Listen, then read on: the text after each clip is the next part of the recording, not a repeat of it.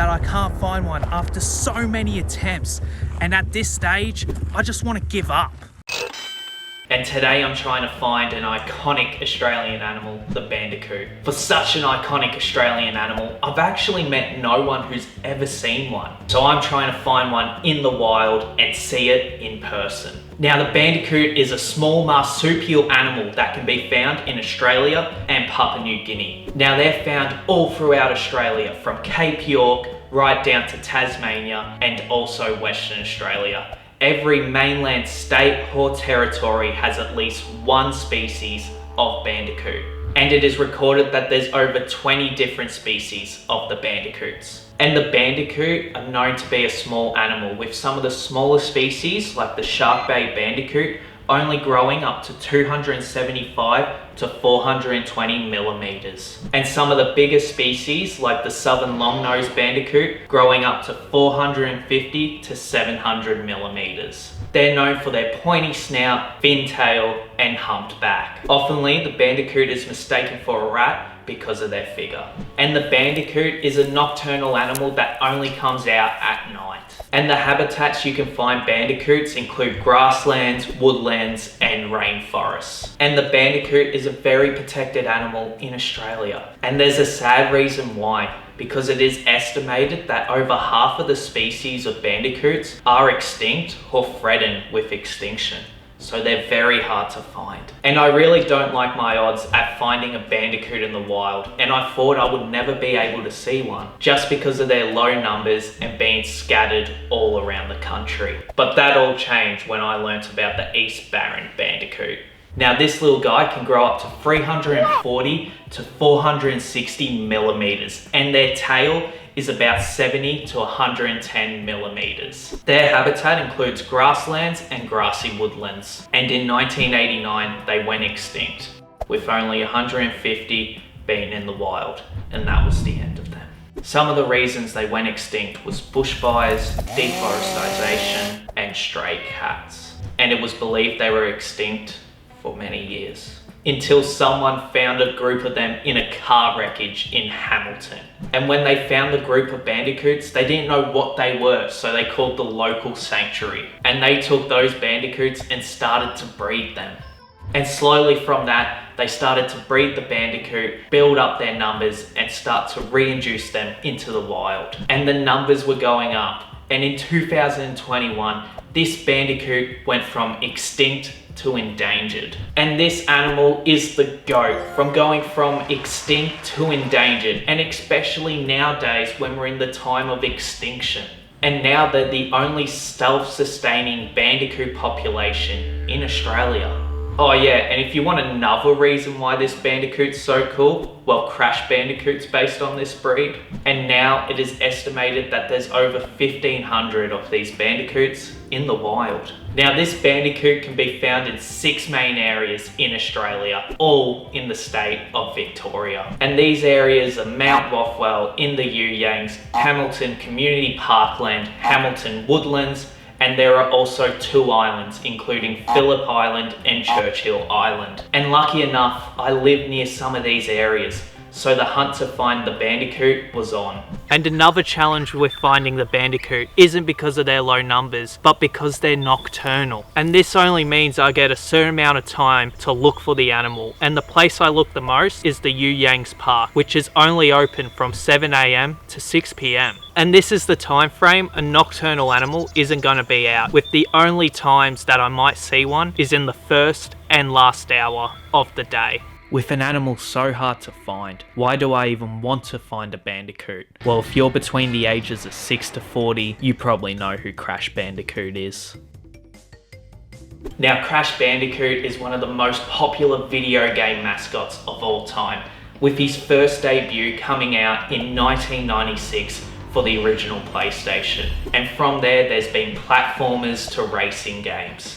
Even though Crash Bandicoot actually doesn't look like a bandicoot, being bright orange and wearing a pair of jean shorts, I still like these games and the character a lot. And this isn't the first time a cartoon character has been based on a real Australian animal that completely doesn't look like its counterpart. And these games take inspiration from Australia and Papua New Guinea, from the wildlife, scenery, and culture. And Crash Bandicoot has been a household name for video games ever since the 90s. So much that I've met people who didn't even realise a bandicoot was a real animal. So I want to find the animal that inspired my favourite video game series and prove that it's a real animal. And at this stage, I'm starting to feel like that won't happen. So I'm on my 5th or 6th hike around the You Yangs now to try to find the bandicoot.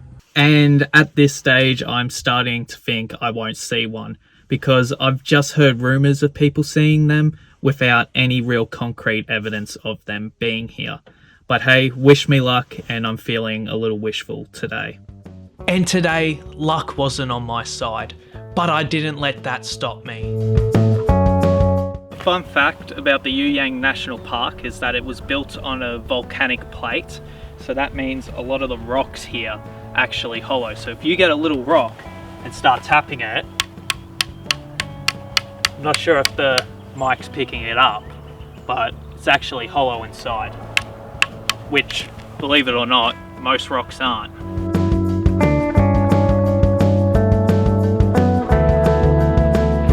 So I'm coming to the end of my hike, and to be honest, I'm starting to feel like a headless chicken just running around in circles.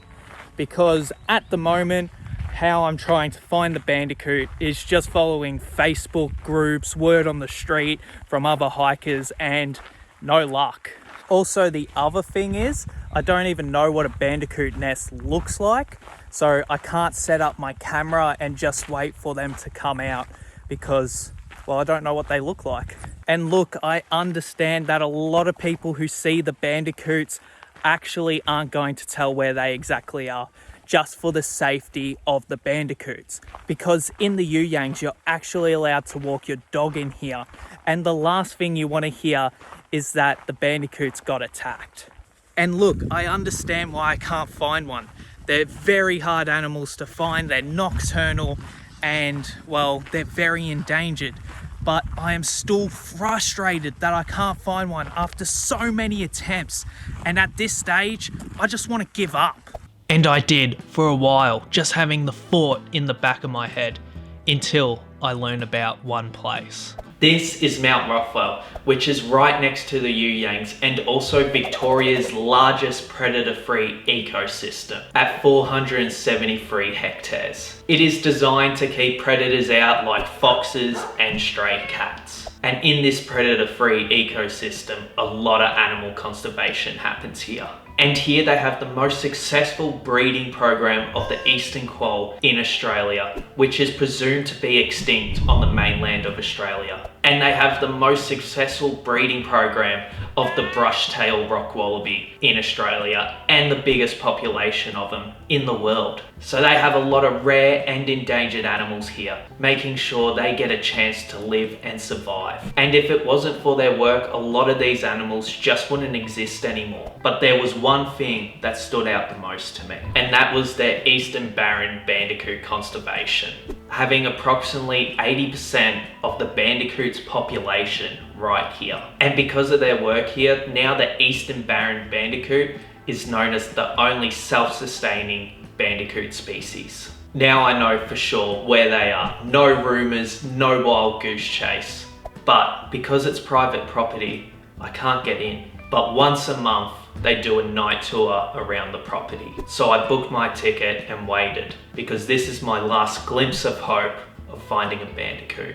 Okay, heads up, it was a night tour, so filming was a little rough and it was very dark. And the tour started at 7 PM and went for 2 hours. On this tour, we got to learn about the landscape of the area and the agricultural history. Also got to learn about the property and how their conservation work is helping the animals and keeping them safe from predators. And the electric fence that they've built in 2002 was meant to be only there for 10 years, but because of how good it was only replaced in 2022. But hey, you want to know what I saw? Well, right off the bat, we saw a long-nosed potteroo before the sun went down. I might have got a bit excited and mistaken him for a bandicoot. The tour hasn't even started and we've found a bandicoot. That was a little embarrassing. On the walk, we saw a lot of Australian mammals, more potoroos, and the brush-tail rock wallaby. And they were much smaller than I thought they were going to be, with a max height of only 70 centimeters. And you would just walk and put your spotlight on, and then bam, there they are. Unfortunately, this is the only place in the world where they're located, and it is estimated there's only 3 in the wild. And we saw a ringtail possum too. And that night there was also a red moon. That was pretty cool. But you know what I came to see. And we were walking and looking, and I was losing faith of seeing a bandicoot. But then on the walk back it happened. We stopped and looked into the distance. What was firstly mistaken for a potoroo we found was actually a bandicoot. I was so happy that I was finally able to see the animal I've been trying to find for months, and to say I was a little excited was an understatement. So I went to take the photo, and then he quickly just ran away without being able to get proper footage. So by the end of the walk, I saw another one right off in the distance at the fence. When you look at the picture, it looks like some CCTV prison screenshot. And then at the end of the walk, we saw a potoroo standing with its baby. Probably one of my favourite shots I've been able to get my whole life. And the cuteness of this photo is just crazy. But looking at the baby, it doesn't look like a potoroo. The colour, the fur, the face, it actually looks like a baby bandicoot, but I might be wrong. And at the end, I got stickers for the van too. After months of trying and planning and failing, I was finally able to find the bandicoot and see it in person. But it wasn't just about that. It was also about learning animal conservation in Australia, and sadly learning the truth that some animals just can't live out in the wild without human intervention. And at the start, it might sound bad that these animals need to live in captivity to keep them safe from newly introduced predators from the last couple hundred years. But it's able to give these animals the most native and the best life that they deserve, and that for certain species is the only way they're not going to go extinct, is for them to live in a sanctuary, and that's something special. This journey started with me wanting to find a bandicoot in the wild, realizing that the reality is not all animals can live in the wild anymore. Hey guys, I just want to say thank you for watching the video. This video took so much time to make by researching, hiking, exploring, etc, and the editing. And all the pictures I've drawn up for the video are available in the description as merch. So you can get them as shirts, hats, or anything like that. And if you enjoyed this video, please comment and said you enjoyed, and subscribe, so I know these videos are worth making, and share to your friends too. But thank you so much for watching.